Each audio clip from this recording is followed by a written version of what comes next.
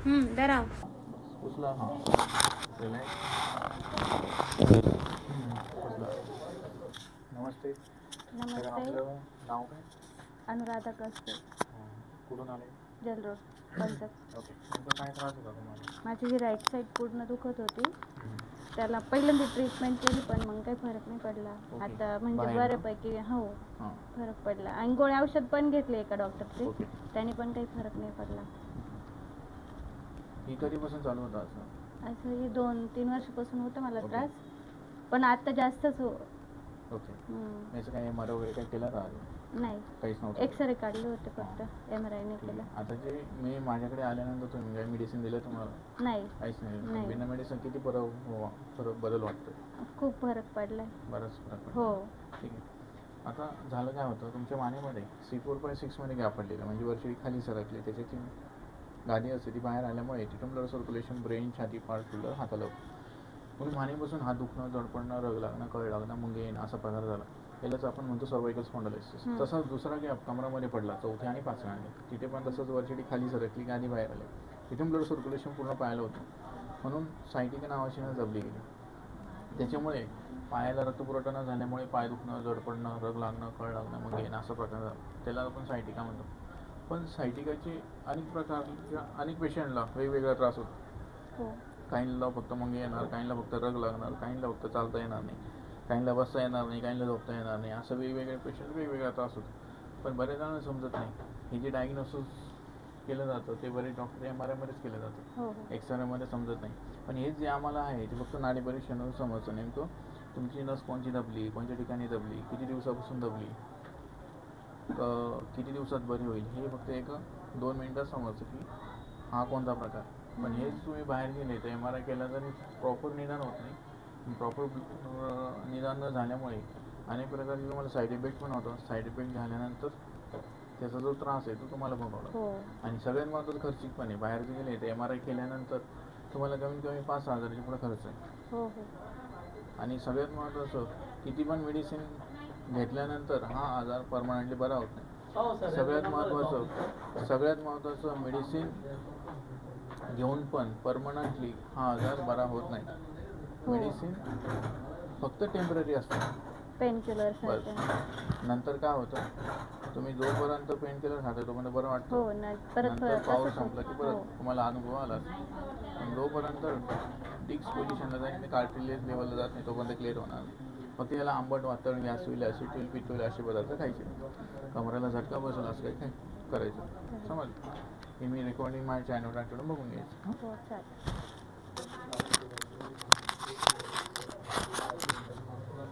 Relax.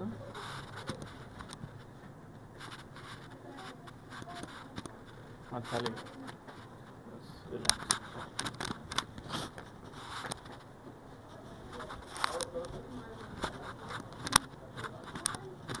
Relax. बस इकडे मान कर.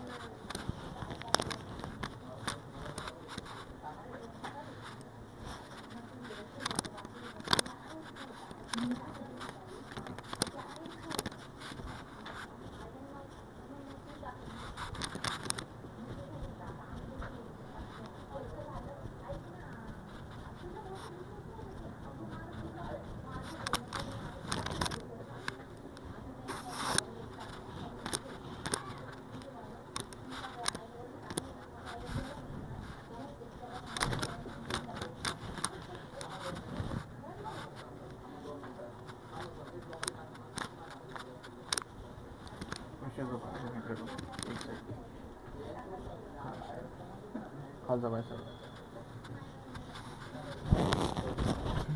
पाय इकडे डोकं.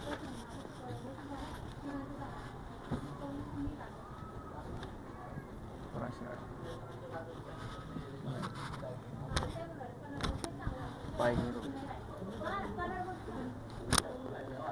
एक मिनिट. तिकडे तोंड करा असं. पाय सरळ करायचं. दोन्ही हात सोडलं. दोन्ही हात रिलॅक्स. थोडी मानावरती उचला. हां रिलॅक्स. कसला फालतूच होता.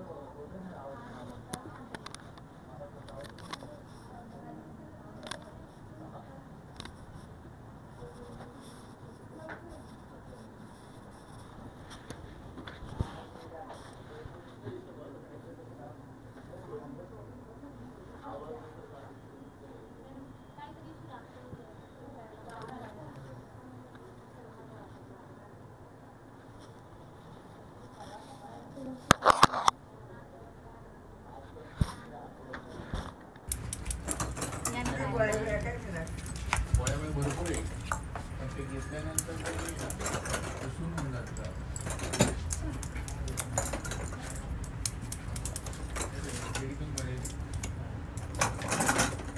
कमी होईल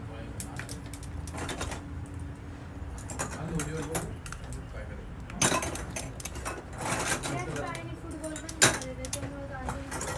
खेळते तू आज पण खेळ रोज नाही खेळत, मॅचेस असल्यावरच प्रॅक्टिसला पण एवढं महिनाभर खेळता नाही येणार तुला.